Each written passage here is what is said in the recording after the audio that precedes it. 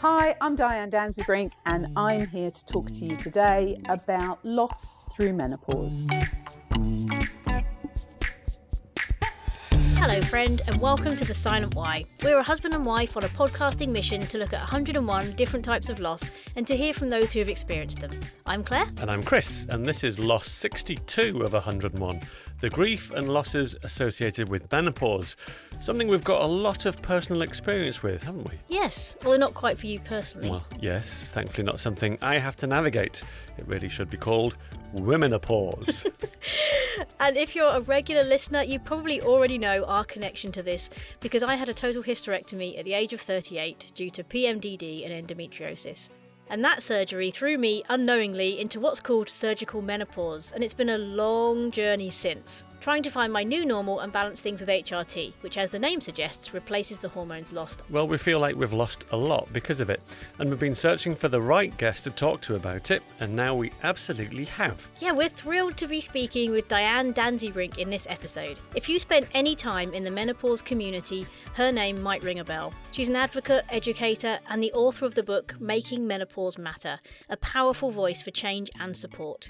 I met her when she was a guest speaker for a lovely online support group called Together in Surgical Menopause. Diane also went through surgical menopause after facing a potential ovarian cancer diagnosis, but the surgery to try and fix one problem brought with it its own unexpected and deeply difficult aftermath. I was plunged into surgical menopause in 2012.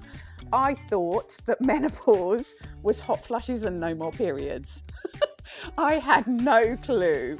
And for about the first 3 months, I thought I was doing really well. And then the first thing that I noticed was that I had huge anxiety. My mood was really low. I was crying a lot. I was feeling very insecure. I seemed to have kind of lost my confidence overnight. I was having a really horrible time. What Diane experienced and what so many others are living through is a grief that often goes unspoken. In this episode, we open up on some of those losses of identity, stability, confidence, relationships, health, mental capacity, and at times, hope itself. My mum and my husband tried several times to persuade me to go and see a doctor, but because of the mental state I was in, I was convinced that going to see a doctor would either put me on a lifetime of antidepressant medication or I would be admitted to a mental health unit. And I was pretty terrified of both. And then I remember standing looking out at the garden and the world just feeling so dark. And I just thought, if this is my life, I can't do this anymore. Diane shares the moment she hit rock bottom, but her story is also a powerful testament to survival, resilience, and the hope that can emerge even after our darkest seasons. There was a point in my life when I felt truly hopeless. Take it from somebody that's been there, that there absolutely always is hope. There is life after feeling hopeless. There is such honesty in what Diane has to share, and she also explains how her own experience has led her to help others with a deep sense of compassion. I remember on one particular occasion turning very grumpily to my poor husband and saying, how the hell can this be right? We're half of the population. If I ever feel like me again, I'm going to make damn sure I do something about this. And she absolutely has. So let's get into it. Over to Diane to introduce herself and tell us what a normal week looks like for her. I'm Diane Danzebrink. I'm the founder of menopausesupport.co.uk, the national Make Menopause Matter campaign, and I'm the author of a book called Making Menopause Matter. And a normal week for me looks a lot like supporting a lot of people experiencing menopause, teaching a lot of people about menopause, and trying to create as many free to access resources as we can for people all about menopause. So it's pretty much eat, sleep, drink, breathe, menopause. Is there ever a time where you're just like, oh my word, I wish people would stop talking to me about menopause? Well, Well, I'm very lucky in that I carve out time to do some other things. So this morning, before speaking to you, I went to my yoga class. On a Friday morning, I take singing lessons, and on Monday evenings, I take an acting class. So yeah, it's not all menopause. There's some fun stuff in there, and some of the menopause stuff is fun too. What you failed to tell us was it's a yoga class for menopausal women. There's an acting group for women in menopause. I can't remember what the third thing was. A singing class, and they absolutely aren't. Great. Brilliant. It is nice when we get a guest that has actually been through what we're talking about personally, but also has an air of expertise on it as well. So we are loving the fact that you have so much menopause in your life. Start us off. Tell us a bit about, so people are listening who may be completely new to this, they haven't got to menopause, they haven't got a partner in menopause. Tell us what menopause actually is, and then maybe the difference between menopause and surgical menopause, because I know we'll be talking about that a bit as well. Yeah, so menopause is essentially something that every female will experience. It will be different for every individual, and menopause is quite diverse. So, menopause actually means, the word means, the total cessation of periods. For the vast majority, a menopause experience will be described as, you'll probably hear it described as natural or spontaneous. And what that means is that for each female, they're born with a complement of eggs or oocytes in their ovaries. It's not the same for everybody. Some are higher than others. For the vast majority, it's as they get probably to their late 30s, early 40s, that complement of eggs or oocytes gets to a critical stage, and they've been used to having a regular monthly cycle where the hormones follow a particular pattern. As they get to perimenopause, this is where those hormone fluctuations change. So, what's happening is, for a period of years, usually, the progesterone will start to fall, but the estrogen, rather than rising and falling gradually over a month, it will start to peak and dip, and that can be quite erratic. And it's that prompts people to have menopause symptoms. So approximately 3 out of 4 will experience menopause symptoms. For many, the perimenopause to menopause stage, so menopause is a clinical diagnosis that means somebody has had a continuous 12 months without a period. So for many, they may begin perimenopause in their late 30s, early 40s, and they won't have that point in their lives where periods have stopped for at least 12 months, so the clinical diagnosis of menopause, until probably their late 40s, early 50s. And then everything after that is postmenopause. So that's all the years that you're going to live after that 12 months without a period, essentially. And for many, that's going to be between 30 and 40 years of their lives. So a significant part of their lives. Then there is surgical menopause, medically induced menopause, early menopause, and premature menopause. So early menopause happens between the ages of 40 and 45, premature menopause under the age of 40. So the youngest woman that I have counselled through that process is 17.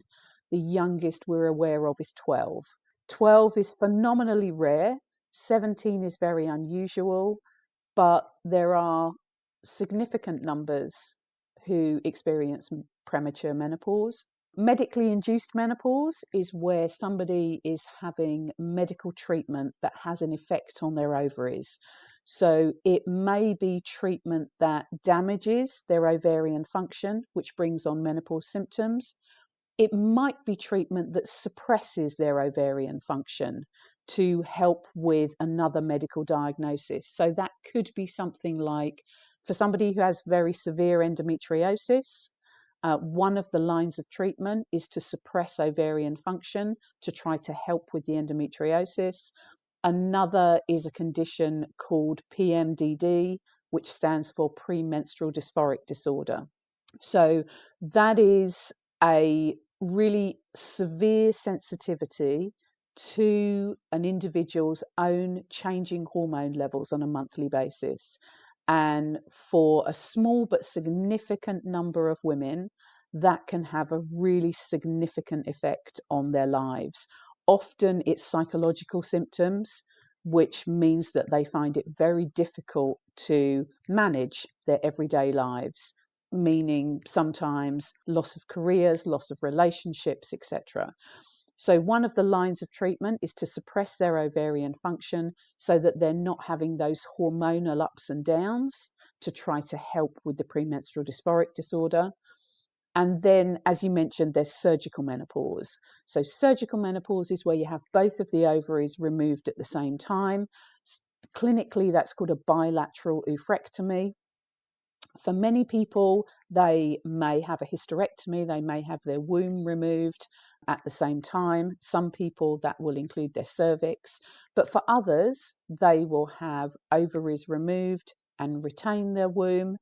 But if you have both of your ovaries taken at the same time and you are pre-menopause, that puts you into an immediate menopause. And that's what happened to me. When I was listening to you, I was thinking there's so little of this that women are educated about, let alone anyone else. I'm thinking about school and being told about periods. I mean, whether I didn't take it in because I was too young and I wasn't interested, but I don't remember at any point anyone mentioning the other side of starting your period. It's not like you're going to have these for 20, 30, 40 years and then you won't have them and this is what happens and this is, we never looked at the whole journey, I don't think. It was just, let's educate them about what's happening now. And I know I've got a lot of friends in their 30s who haven't had any symptoms, haven't really thought about menopause yet, that are learning so much from my journey with surgical menopause and just menopause in general.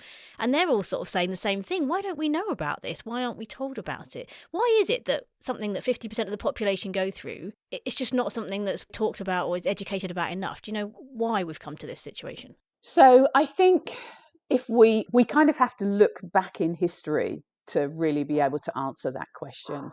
For much of history, health in general has been practiced, has been written about, has pretty much been dictated by men until recent history, actually. So if we think about health in general, we can look back and we see that the word hysterical was regularly used about women's health. So it wasn't taken seriously.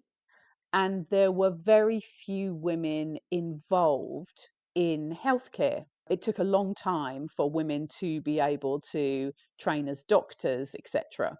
There was quite a lot of resistance to women being allowed to train as doctors. So I think what we've seen certainly in recent years is that I definitely feel that this generation of women has sort of stood up and said, actually, we really have had enough, and that we really need to be looking at all aspects of women's health. But I think in terms of education, I mean, I completely agree with you, Claire. I can remember being at school and, it was a little bit about periods and basically how not to get pregnant. There was never any mention of menopause. So we weren't looking at the entire female life cycle. And we also have to think about the way that society has joked about menopause. I mean, I can remember as a child, probably in my kind of early teens, hearing comedians joke about menopause regularly, male comedians generally joking about menopause on television. It's something that women have done behind closed doors. I mean, I know nothing about either of my grandmother's menopause experiences because they were certainly done behind closed doors. So I think it's only more recently with all of the awareness raising, not just around menopause, but all kinds of aspects of women's health, that we've started to talk about it and started to recognize how ridiculous it is that we're not teaching the entire population. It hasn't been included in the PSHE curriculum. I'm delighted to say that it is now on the PSHE curriculum. But, why do we not have a public health campaign focused on menopause if it's going to affect half of the population directly, but indirectly affect the other half? So I think it's probably only in the last decade that there has been, sort of a real push to see some of these things change. Absolutely. I felt that, certainly. We'll bring it back round to personal experience, because when you were talking about and explaining different reasons for menopause, different types of menopause, it was making me think more and more, goodness, I haven't appreciated how unique Claire is, having gone through sort of ticking the boxes almost of endometriosis, PMDD, as you talked about then, to hysterectomy, and having tried several treatments. Even since hysterectomy, then all the different HRT types trying to get settled and struggling for 4 years now, since it's 5 years since hysterectomy. So that was just made me think, goodness, I don't fully appreciate just how sort of unusual or unique a story that she's got. But for you, Diane, just on the sort of pleasant versus unpleasant scale, what was your experience of menopause like? Horrendous, absolutely horrendous. So my surgical menopause happened back in 2012. I was plunged into surgical menopause in 2012. And essentially, I had been feeling pretty rubbish for a good few months before I went to see my doctor. I was feeling really lethargic, really struggling to sort of have the energy that I would usually have, very tired, sometimes sort of feeling a bit flat, but just really not feeling myself, but not really being able to put my finger on anything. And I don't really like going to see the doctor. I'd not had great experiences on some occasions in the past, and we'll come to that. But it was my husband who finally persuaded me to go and see the GP. And she was very nice. And I explained to her how I was feeling. And she said, okay, let's do a blood test. So she did a blood test. And I went back to see her probably about a week later.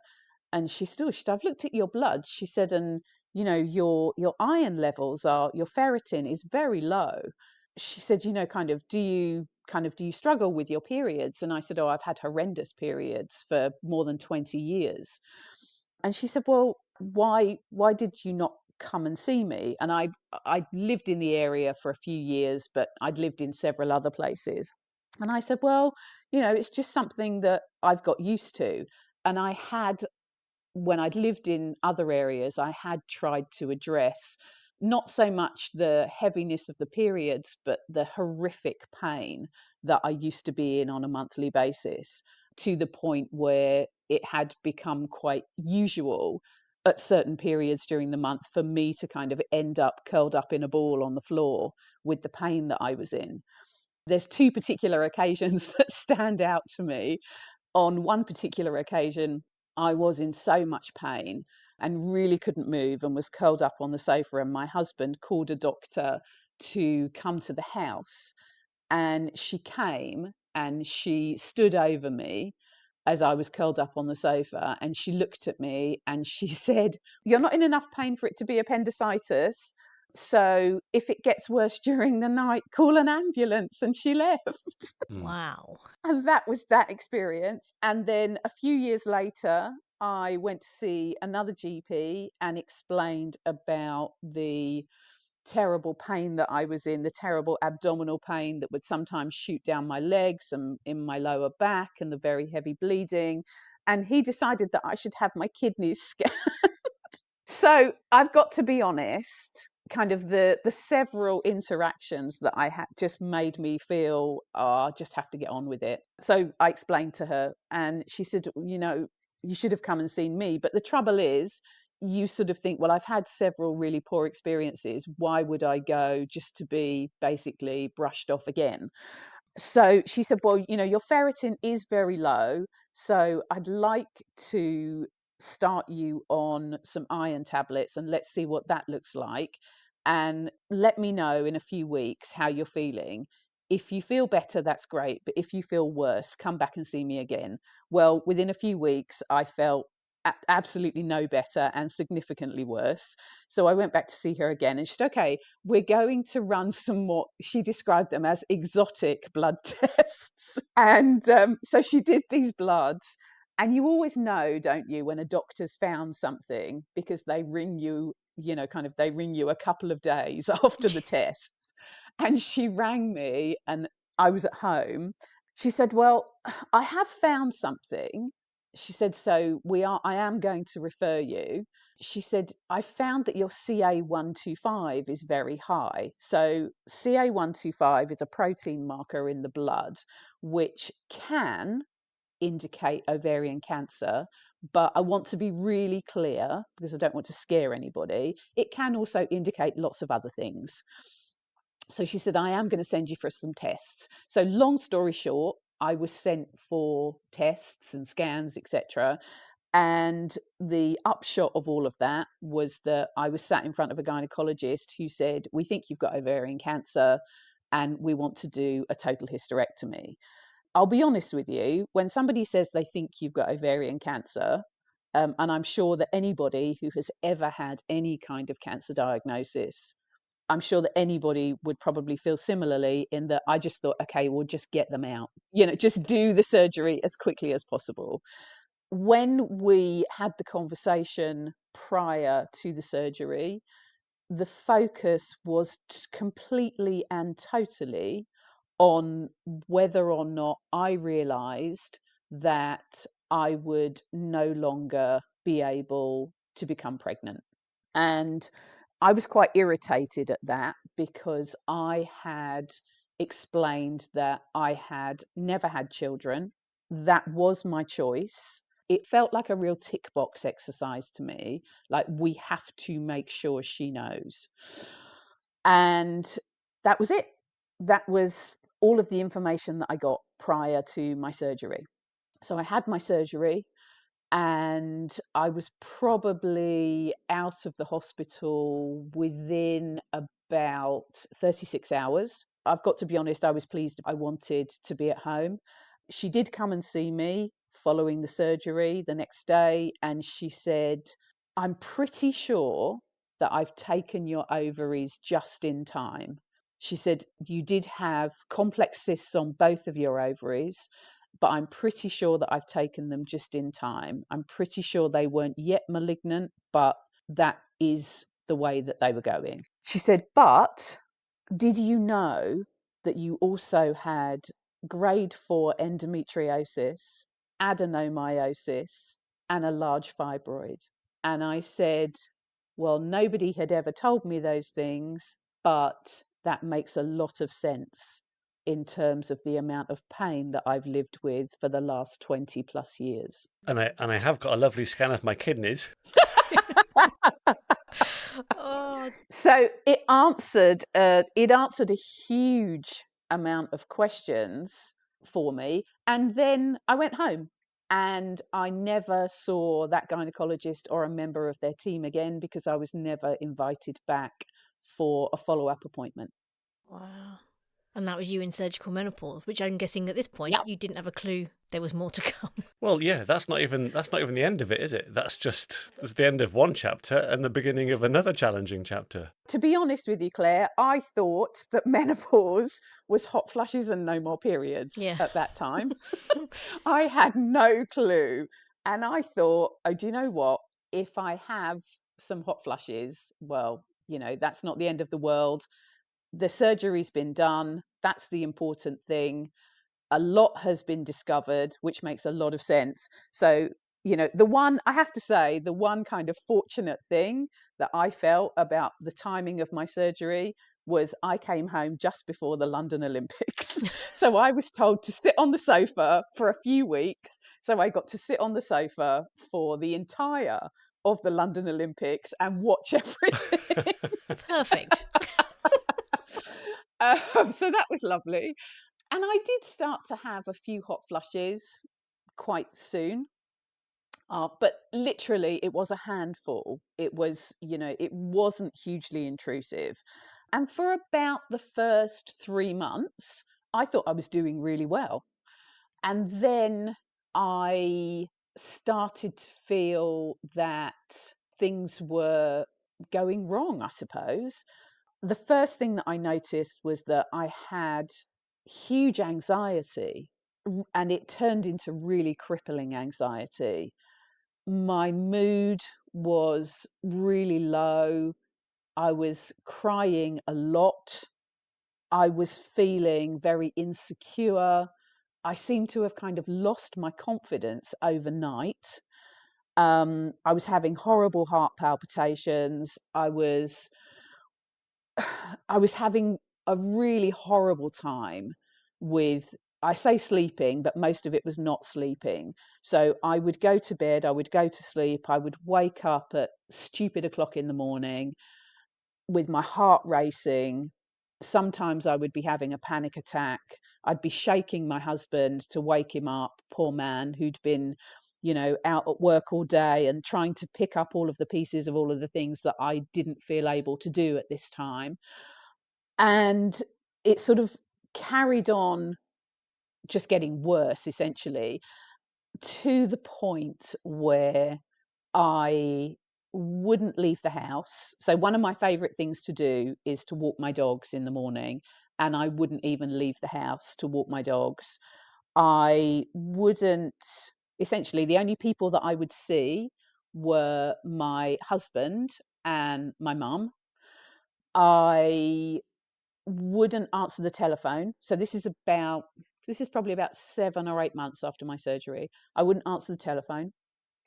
I had got to the point where every time I say this, it sounds completely ridiculous, but my irrational brain had decided that everything was going to be bad news and everything was very negative.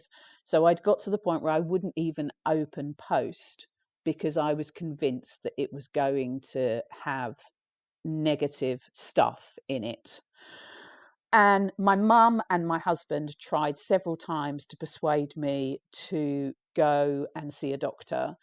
But because of the mental state I was in by this time, I was convinced that going to see a doctor would do one of two things. It would either put me on a lifetime of antidepressant medication, or I would be admitted to a mental health unit. And I was pretty terrified of both. So I just kept refusing. And then on one particular morning, I woke up and it'd been another horrific night. And the bedroom that we had these lovely big glass window doors.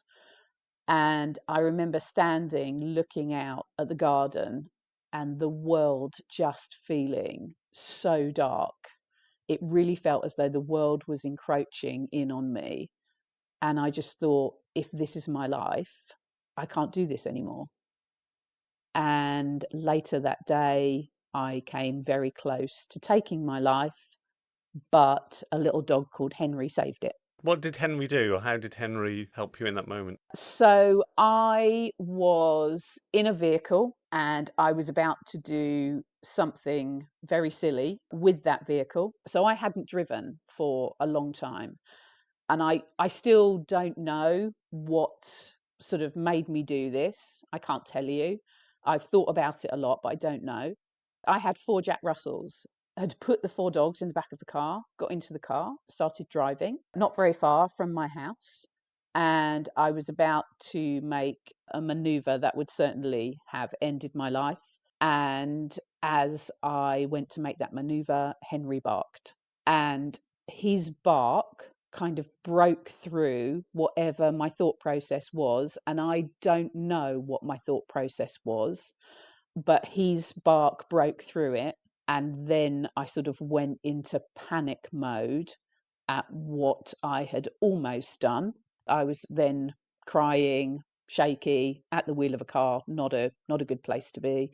I had to try to navigate my way home. And thankfully I did.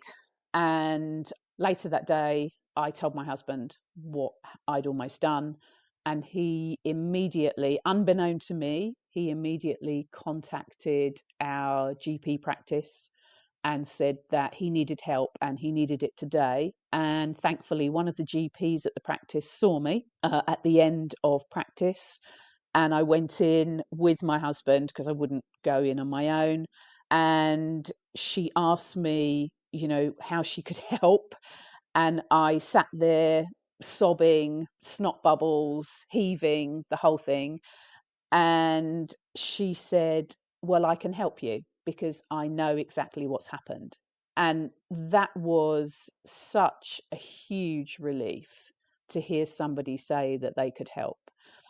And then she started to talk about HRT, hormone replacement therapy. And I immediately kind of reeled back in my chair and said, oh, but that's really scary. I've heard the scary stuff about that, etc., etc. And she said, that's okay. She said, let me talk to you about sort of the latest up-to-date evidence-based information about that. And she took time to explain it to me. I wouldn't say that she insisted that I start, but she strongly advised that I start. And I slapped an HRT patch on my thigh that day. And it wasn't a miracle and it didn't work overnight. But slowly but surely, over the next few months, things started to feel a little better. And there suddenly seemed to be a bit of a chink of light in those dark, imposing clouds that I felt sat over me all of the time. And I thought, okay, maybe there is some hope for the future. And as the months went on, my HRT was changed a few times. I sought a therapist that I could go and speak to. And I had lots of support from friends and family. And I think those things together are what helped me to get through that time. Yeah. I totally identify with so much of what you said. And I think the difficult thing is, especially when it affects you mentally, I found it very difficult to describe what I'm going through, partly because your mind's not in a place to be able to understand it anyway, let alone try and reach out. So reaching out for help is very difficult. Even if you're someone who wants to go to the doctor and spends a lot of time at the doctor trying to get help, it's still very hard to verbalise what you're feeling. And especially if you're somebody that's quite a can-do person, you're quite a strong person, it feels like you're describing a weakness in you, like you've failed in some way or you can't control it yourself, you can't just buck up. So I think all that is very difficult. And I remember the first time I saw someone, I'd gone private to get help. And same sort of thing. He was like, yeah, I know this. I understand it. I can help you. And I remember just crying because those words mean so much when you're in such a dark place. Yeah. For someone to just shine that light in and say, don't worry, there's options here. It's like, oh my word. It's like, yeah, it's a very emotional thing to hear. So I totally understand that. Yeah, absolutely. And I think something that you just said has, kind of really resonates with me in terms of I'm used to being the kind of the strong, sensible, level-headed friend who everybody comes to with their problems and we work them out. And I'd gone from being everything that I used to be to this husk of a human being. And it just felt so desolate and so hopeless. Mm-hmm. And as I say, kind of it really was a combination of things for me that sort of helped me get through that time. In terms of an overview, on reflection, how many years of your life do you think have been just negatively impacted by the health struggles? Whether that's, I know you said 20 years of struggling with your periods and monthly cycle, and then all this around the actual sort of surgery, diagnoses, HRT times. So how many years do you think you've really just think my life has been impacted, not in a great way, by this? So I think since surgical menopause, I think it probably took me about between 2 and 3 years to really feel as though I was, when I say back to myself, I'm not the person that I was. It's a changed person, but that's not necessarily a negative thing.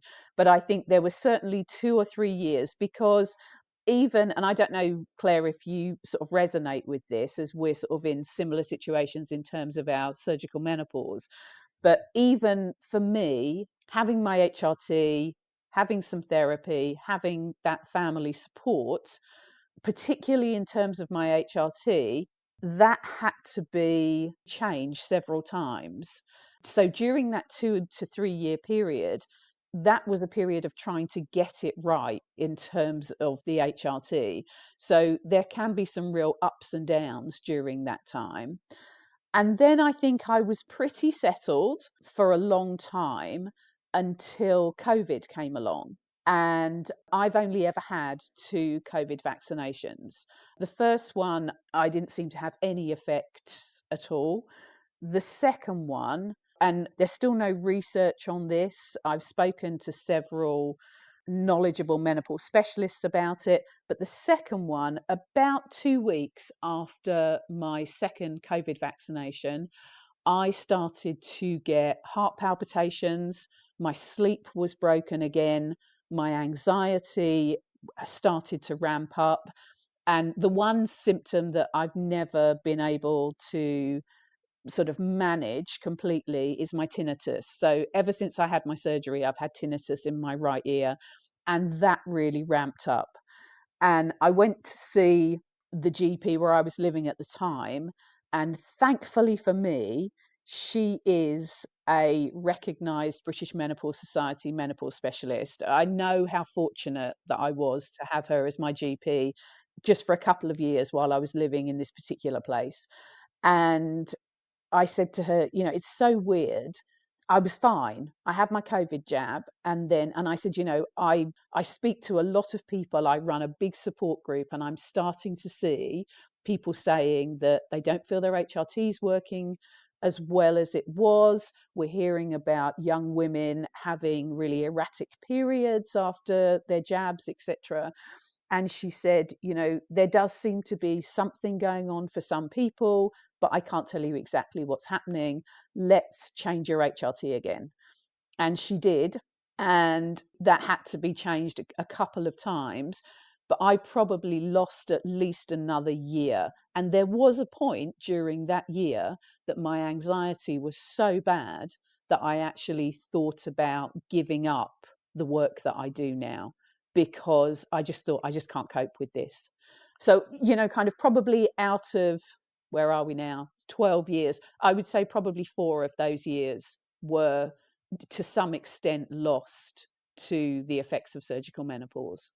And of course, with each HRT change, they tell you to give it 3 months sometimes. So Yes. just tweaking something can add months and months to your recovery. It's so hard, isn't it? Because we're talking big timescales here, but I've appreciated, I think, having watched Claire, that every single day there's something in it that just is a challenge. So it's not like, try it for 2 or 3 months. It's like, oh man, every day is difficult. Every day there's something to try and manage, something to be aware of, something to navigate.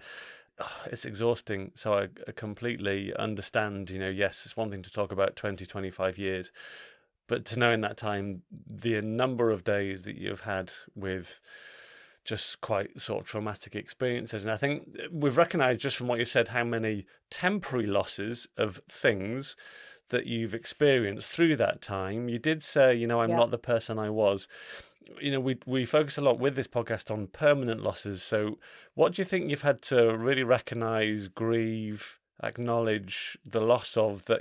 I know physically, of course, your womb through your hysterectomy, the ability to physically to have children. What are some of the things that have been, I guess, the biggest things to grieve and say this has gone permanently and I need to recognise that and grieve it?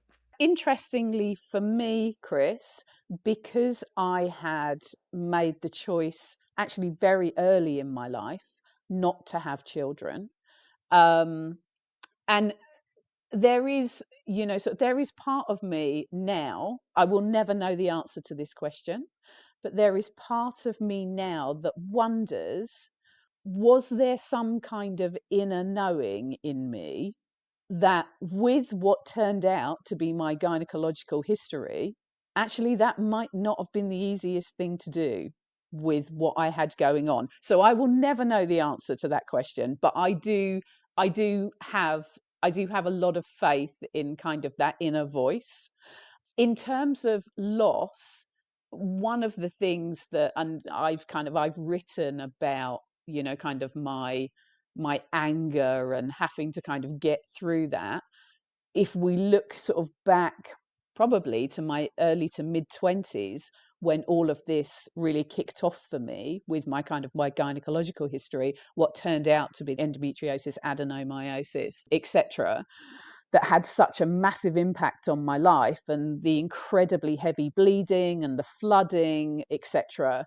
I was really angry at the loss of time and the loss of opportunity. So there were lots of occasions where my husband and I we would have to plan our holidays around my periods. So we couldn't just go ahead and plan something. It would be, okay, so when are you going to be having a period? So we don't want to be on holiday then, because you're likely to be having a very heavy period and you're likely to be in a lot of pain. So we don't want to do that.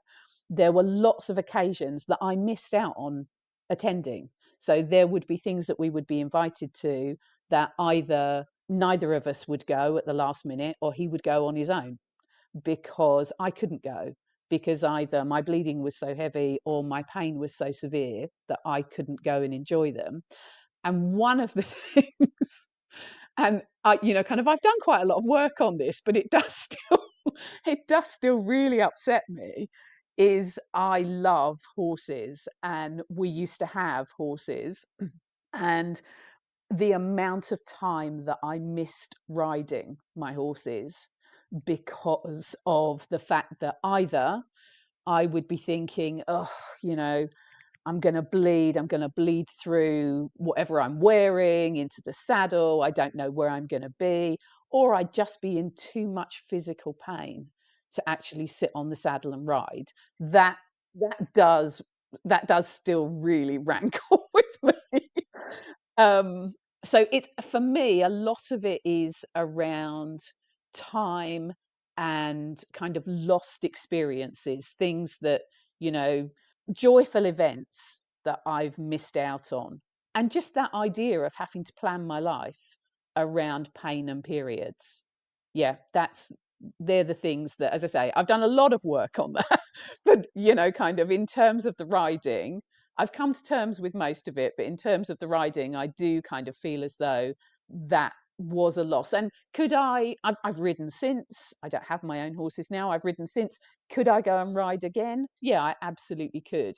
But I can't go back to that time when I had those horses that I absolutely adored, and I missed out on that time with them. I think you change as a person for a while, and I've found there's this sort of need in me to try and almost want to explain to people I meet now or that know me in this later period, like, this isn't fully me. Like, there's this, and I don't know for sure if I will ever come back fully, but I like to believe I will.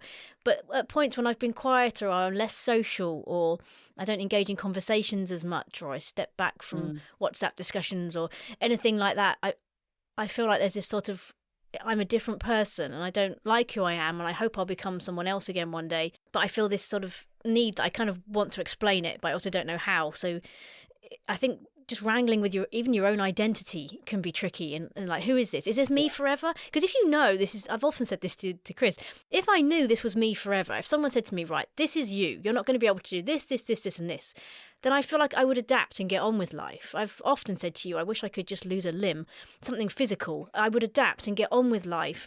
But when it's constantly part of you as a mental sort of person, and that side of it, I find that very difficult, because I don't know if I'm this person forever, or if next month it will be completely different when you tweak something, and find that very hard. One thing we do ask all our guests is if they've struggled with the question why at all. Some people ask it, some people don't. Is that something you've ever kind of got stuck in, or asked yourself, why me? Why is this happening to me? No, essentially for me, I think I've probably used that in a different way. I see this as part of my life experience, and that is what has prompted me to do everything that I've done since my experience of surgical menopause. And I look at it quite positively now, in terms of, if that hadn't happened to me, I wouldn't have done what I've done. I wouldn't have had the opportunity to positively affect the lives of so many other people. And so I can't say I'm grateful for it. I'm not there, but I accept that it was part of my life's experience, and I've used that positively. Mm. And then whether it's coming to terms with or grieving something, for both of you, when the experiences you have been ongoing, quite often it can be a case that you think that, or you assume that grieving is just when something has ended, and then it's about coming to terms with it and accepting that. But when you keep having to do that, it's a bit, well, the thing that comes to mind is your house is burning down, and it's burnt down, the fire's out, and you then grieve the loss of your house, your belongings, your possessions.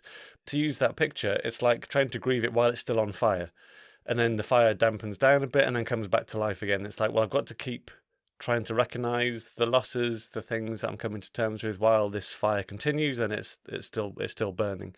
So what's your experience been like in that sense of coming to terms with something that just hasn't ended? It's continued in different ways. Yeah. So I think going back to the COVID experience, I think the thing for me, the overwhelming emotion for me then was fear.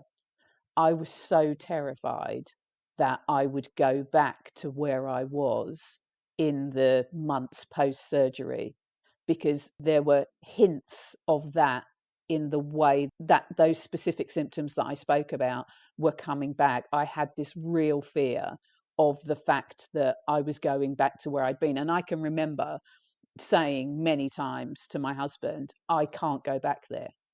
There is no way that I will not get through doing that again. So I was absolutely terrified of that. So I think in terms of, I know that I'm in surgical menopause. I will always be in surgical menopause, and that surgical menopause will always have to be managed. Claire, again, I don't know if you'll resonate with this, lovely, but I know that for me to be me as I am now, this is, just purely my experience, I need to have hormone replacement therapy as part of my life. And for people who, have to do a lot more in terms of treatment and medication, they might sort of think, oh, for goodness sake, you're just talking about putting, patches on every week. But there are some weeks when I have to change those patches, and I'm like, oh, I really wished I didn't have to do this. And I know it sounds really minor, but because I've been doing it for 11 years now, the fact that I have to remember to do it twice a week, and that I get these sticky marks on my legs all the time, and I have to scrub my legs to get those sticky marks off, and I have to work out where I'm putting my patch this week or this particular day. There are just some days where I just think, oh, and it's not all the time, it's just occasionally, but you do. Yeah, for me, it's just, it is only occasional, but is just sometimes where I think, oh, I wished I didn't have to do this, but I do, because I have to do that to be who I am, because I know that, and believe me, I've tried on occasions to reduce doses, etc., and it doesn't work for me. I have to be where I am, and I know that I will always need to continue to do that. And most of the time it's fine, but there are some days where it's just like, oh, for goodness sake, really? Do I have to do this? Yes, I do, is the answer. There's that fear in me that at the other end of my life, someone's going to say to me, we need to start adjusting your HRT and bringing it down. And part of me is going to be like, no, unless it's negatively affecting me, I'm not touching this. I'm not going through it again. I don't want to readjust. I don't want to come off it. It's not even done, is it? There's a later period in your life when you do have to think about, do I need to reduce and do I need to do stuff? It's it feels pretty endless. The number of times I've left you drying in the bedroom every morning because you literally got a bucket of gel. I've suggested we need like a non-absorbent onesie that you just fill overnight with gel. Looking like a starfish. Yeah. And then while you sleep, you absorb it, because it's been ridiculous at times, the things you've had to do with it. Well, there's so many types as well. People move from sprays to patches to gels to oral tablets. It's not, and when you said you're trying each of those for 3 months, and then they might want to adjust the dose, so that's another 3 months, and then they say, well, let's try this instead. So it is years of trying to get that right if you're really not getting it right. What are the things that kind of, in those darkest periods, were there anything that brought you hope? Was there anything you were clinging to that helped you through to the other end? Gosh, was there anything that brought me hope? Honestly, in the darkest times, no. And I've often heard people who have had suicidal thoughts or come close to taking their own lives and then speak about it. I've often thought, and this is often something that you hear on the radio in a radio interview, and I've often thought to myself, how my heart goes out to them, but how I really didn't understand what it was like to get to that point in a life where you felt that was the only option. With my own experience, it did give me that insight, and it's not an insight that I was seeking, but it has really given me that insight. It does make me very keen to talk about that, because I think as a society we still very much shy away from talking about suicide. And I think it's really important that we do. I mean, I've been criticized in the past for talking about the fact that there are, sort of the highest rate of suicide amongst females in the UK is generally between the ages of 45 and 54. That does tend to change slightly on a year-to-year basis, but it's around that time. And so for me, that makes me question, could there be a connection to menopause? And, sort of, as I've been in the really, I say unfortunate, I feel very blessed to have been able to do this, and very honoured to been able to do this for people where, I've been in a position where I've spoken to several men over the last decade who very tragically have lost their partners to suicide, which they felt was absolutely related to their partner's menopause experience. And as I say, I've been criticised for talking about it, but I will not stop talking about it, because if it helps to save one life, then it's worth the criticism. I do think it's something that generally, not just in relation to menopause, but generally we need to get much more comfortable with talking about, because I think that will help people to be able to open up and talk about what they're experiencing, and that's the way to get help and support. Yeah, and so I really hope that sort of in the coming years we can get a lot better at that. I'm just thinking about the irony of us looking for hope in 101 different types of loss, and the one that maybe you can't find it in is the one that I went through.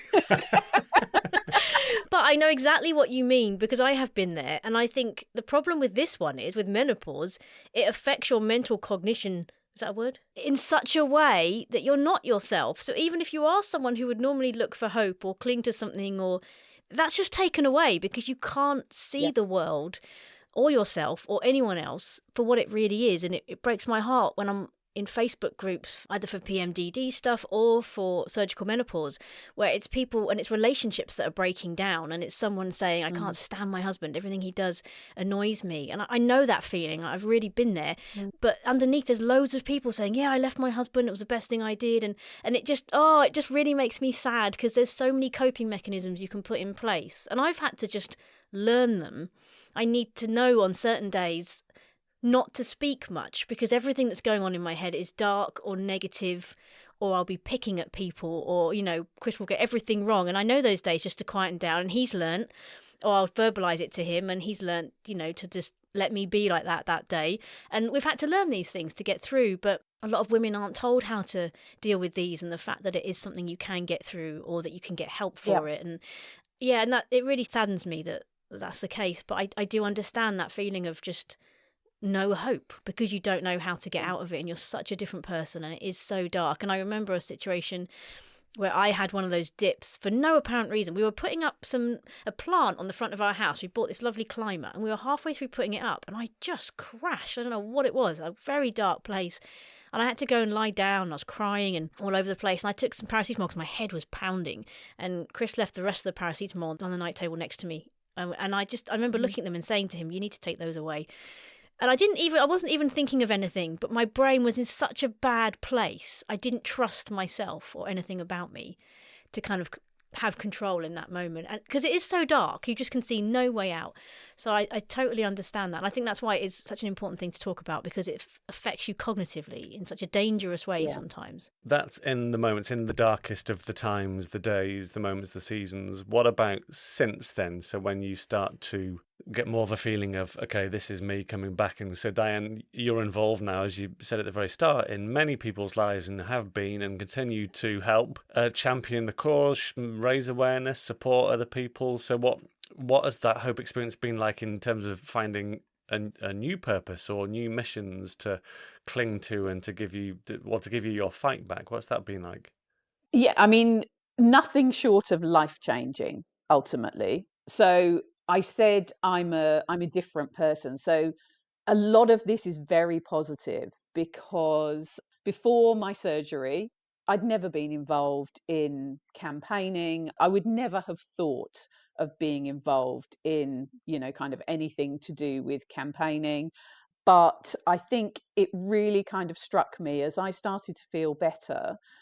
I started to research, and obviously this is a long time ago, so I wasn't heading to TikTok and Instagram. I was digging into chat rooms online, and I just kept seeing the same things come up time and time again. I feel like I'm going mad. I don't know who I am anymore. I feel so lost. I feel so alone. This is affecting my relationship. This is affecting me at work. And I just remember on one particular occasion, and I sort of define this as the turning point in my life at that time. I remember on one particular occasion turning very grumpily to my poor husband and saying, "How the hell can this be right? We're half of the population. If I ever feel like me again, I'm going to make damn sure I do something about this." And ultimately, that was it. It was that driver that so many people were needlessly suffering, not just the people going through it directly, but those around them, their partners, their families, etc. And that sort of became my driver. So my background is in therapy. I went on and did some nurse training in menopause, combined the two, started to counsel women individually while kind of thinking, what else could I do here? And then in 2015 set up menopause support, which was really about providing information. And as time went on, I started to be asked to deliver training to businesses and organizations. We started to do some one-to-one sort of support for individuals. I had loads of things on my wish list that I wanted to do in terms of providing free resources. In 2017, I set up a Facebook community that now has 35,000 members. In 2018, I launched a national campaign, the Make Menopause Matter campaign in Westminster, and we now have over 200,000 supporters. We've achieved our aims of having menopause added to the PSHE curriculum, having that included in the medical school curriculum since September last year. There's still a lot to do, but I think in terms of me personally, I certainly before my surgery, I would describe myself as a people pleaser. I was somebody who never really wanted to upset anybody.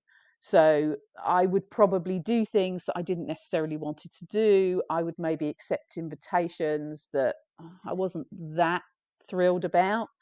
And now I just find it so easy to say no, thank you, which is just a joy.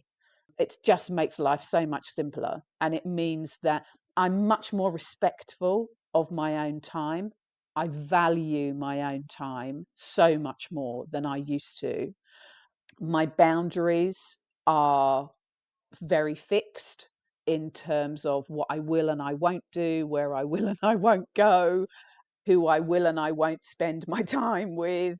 I talk a lot to other people about self-care, and that's me caring for me so that I can put the best that I can into trying to help other people. But that's been a learning process. That wasn't like I had my surgery and overnight I changed into this different person. So I still hope that I am a very caring, empathetic. Kindness is hugely important to me in my life. It is one of my very core values, but I'm a lot kinder to myself than I ever used to be. And so in many ways, it was, as I said, it was a dreadful experience to go through, but actually for me there are lots of positives to take out of it, not just in how I've been able to help, support and campaign on behalf of others, but also how I have reassessed my relationship with myself. Wow. And so, with all that in mind, how do you view the future now for yourself, for the wider community that you're involved in, people learning and education? How do you view the future? So if we kind of take that in two parts in terms of the sort of the menopause and wider women's health space, I think we're moving in the right direction, but the pace of change is far too glacial for me. I would like to see things move more swiftly.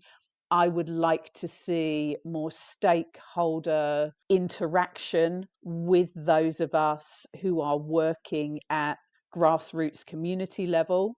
I think that's really important. I don't think there's nearly enough feedback taken by national stakeholders. So I mean people like governments, the NHS, etc., from not just me, but people who do work similar to I do in the entire spectrum of women's health. I think those meetings are often kind of a handful of people rather than spreading it out more widely and hearing about what's really going on the ground, because that's really what they need to hear. Taking on some of the practical common sense initiatives that some of those grassroots organizations can bring to the table. So I think there is certainly hope for the future. And I definitely think that things are better than they were a decade ago. This is definitely a decade of not just women, because there are men too who are speaking up in this area. But I think we're certainly in a better place than we were a decade ago. And for me personally, I think my own life is certainly in the last, so it's taken me probably 9 years maybe since my surgery to find more balance in my own life. So once I was sort of completely immersed in the world of support and advocacy and campaigning, that pretty much took over my life for a good few years. And now I have a much better balance. So I still am very involved in that work. It is still my well, it's not 9 to 5, but anyway, it's still my Monday to Friday. But my weekends they're mine now, whereas for 9 years they belonged to the cause. My evenings belong to the cause. Now my weekends and my evenings belong to me, and I'm starting to find fun things to do in them. And who knows, I might even ride again in the spring. Yes. I can't help but think how many women, have been helped by you and owe it all to Henry. We have a lot Indeed. to be thankful for. Yes, a very kind friend for a birthday a couple of years ago. I don't know if you've seen them, but you can get these sort of pictorial pillows. They'll sort of print a photograph on the fabric of the pillow. It was a two-sided pillow. So one side has got one of our current Jack Russells, Poppy, with the Make Menopause Matter sort of logo in front of her, and the other side is a lovely picture of Henry. Oh. So yes, Henry looks at me every day in the bedroom. Bless him. Before we ask our last question for you, just give us an idea of the range of symptoms that come with menopause, because something I was not prepared for was, I went to a chiropractor for many sessions to try and sort out my neck and shoulders, and when I upped my estrogen, it vanished overnight. I never went back in. I've done dietary changes, I've done FODMAP diet, I've done so many things thinking I had other issues that actually, once my HRT was sorted, went away again. So give us a broad range, because, I've had some, you've had some, and there'll be loads that we haven't had. Yeah. So before we do the symptoms, I think the thing that's really important for everybody to know is that females have estrogen receptors from the top of their heads to the tip of their toes and everywhere in the body. So if you think that whatever type of menopause you experience, if your estrogen level is going to deplete to significantly lower levels than it was earlier in your life, those estrogen receptors are maybe not going to be getting what they've had previously. So consequently, I think that helps people to understand why the symptoms can be so varied.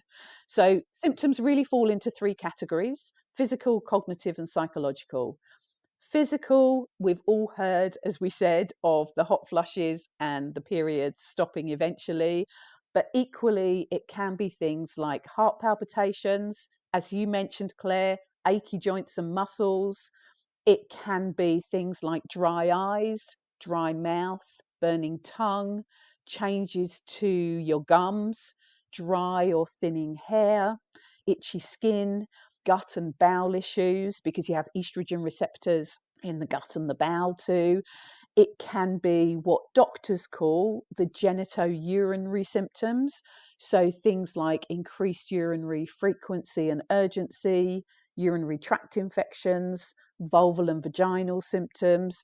And I think with those symptoms, for many people, they find them very difficult to talk about, sometimes to their own partners and very often to a medical health professional.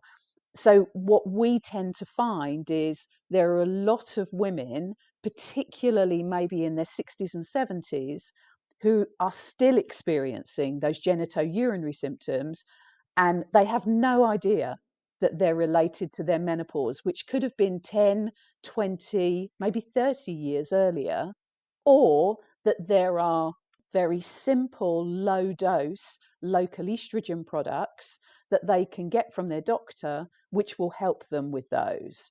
So there are more physical symptoms, but that's a brief overview. Then with the cognitive symptoms, you often hear them termed brain fog, but what we're really talking about are changes to memory and concentration, which can be challenging in any aspect of your life. But for many people, the biggest challenges are around the workplace. And then you have the psychological symptoms. So psychological symptoms, the one that I would say we hear about the most often and probably comes along quite early in perimenopause and might not be recognized as related, is anxiety. So it's not uncommon, even today, to hear from women who have gone to their doctor and said, I feel anxious, I feel low, my moods are up and down, I feel like I've lost my confidence, to be told, well, clearly you're stressed and you need antidepressants. And I'm not for a moment suggesting that antidepressants don't have a place for some people in their lives, but if that anxiety, low mood, mood fluctuation, loss of confidence is related to hormones, so if that person is late 30s, early 40s, they've never experienced those things before, then menopause should be there in the equation, that it should at least be thought about, because they're going to be related to the hormone fluctuations. In terms of loss of confidence, a lot of people speak about, kind of loss of confidence in their workplace, loss of confidence with their own personal relationships, loss of confidence with driving is really common. You might have been a really confident driver previously, and suddenly you just don't feel confident anymore. And I think for a lot of people, they might be aware that hormones are, the estrogen, the progesterone, some of your testosterone is produced from the ovaries. But I think for a lot of people, they're not aware of the brain ovary connection and how all of this ultimately starts in the brain. So, sort of there's a lot of work to do, I think, around awareness in specific areas of menopause too.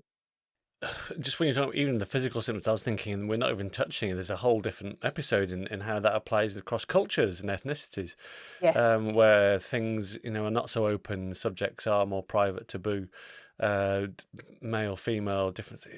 Goodness me, it's such a huge The topic. diversity is huge, Chris.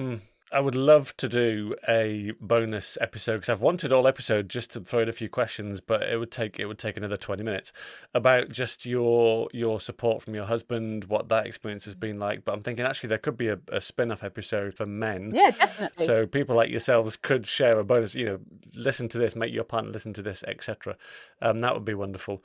The final question then, it's time, and we're so grateful for the time you've given up. Thank you. We've covered so much ground. So to finish off this wonderful chat, then we like to ask every guest the same question, which is something ultimately is tapping into something you've grown, you've nurtured, you've cared for, that can be then passed on and shared. So something specific from your experience then that leads to our final question. Diane, what's your Herman?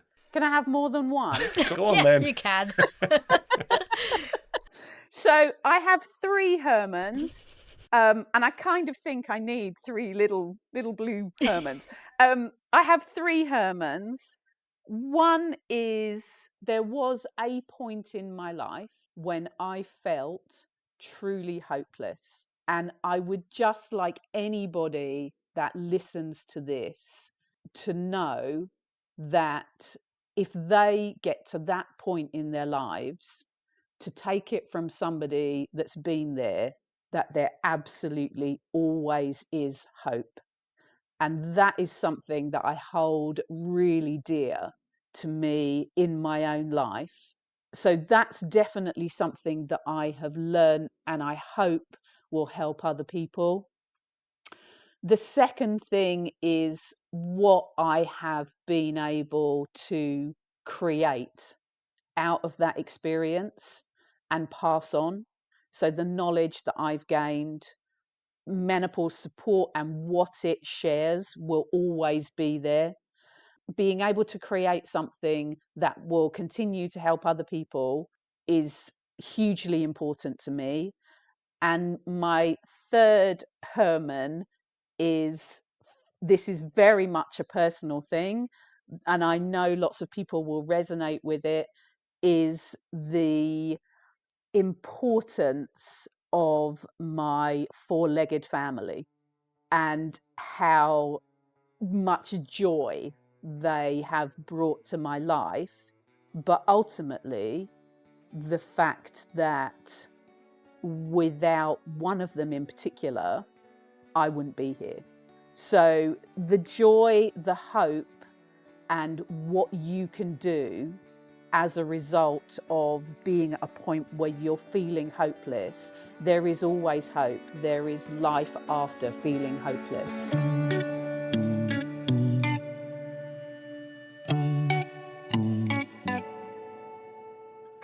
It's amazing how often we hear stories of people who have come out of a place of deep hopelessness only to make it their mission to offer hope to others walking the same path. Which makes me think that, awful as they are to endure, what an important place hopeless moments can have in our lives when they're used to help others in theirs. In Diane's words, there is always hope. Sometimes we just need a little help to find it, or even to believe it's there. And if you're new to the podcast and wondering what we meant when we talked about Hermans, they're more than just a question that we ask our guests. They're also a small handmade grief companion that you can buy for yourself or for someone going through loss. You'll find them at thehermancompany.com, and there's a link at the bottom of all our episodes. And to find out more about Diane, her book Making Menopause Matter, and her advocacy work, visit her website, which is dianedanzebrink.com or menopausesupport.co.uk.